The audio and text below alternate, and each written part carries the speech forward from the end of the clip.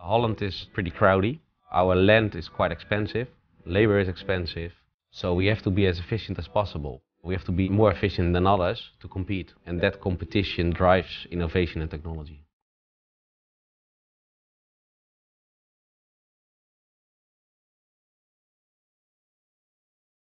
We decided to go for not more hectares, but for more yield per hectare.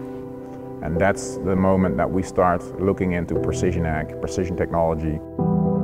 A lot of people think it's science fiction, but it really is not.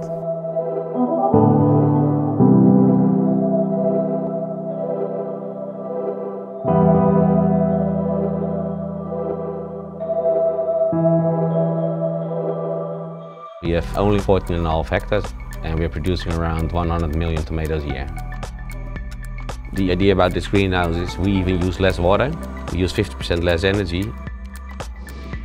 Our tomato plants grow in a hydroponic system, so we know for sure that everything is clean and we can steer everything very precisely. We use all the new techniques and all the innovations with a minimum impact on the environment.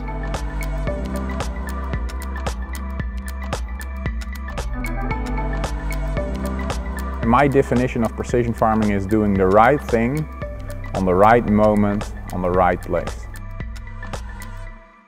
Of course, we're more sustainable because we use less input, and that's economically good for me. We use a range of technology. We are using soil scans that measure the soil quality and the availability for nutrients in the soil, and then the thermal cameras can detect diseases or water stress.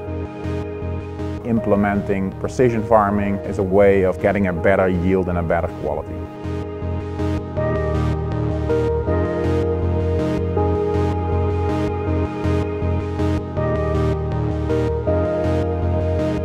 I still believe that farming is the job of the future.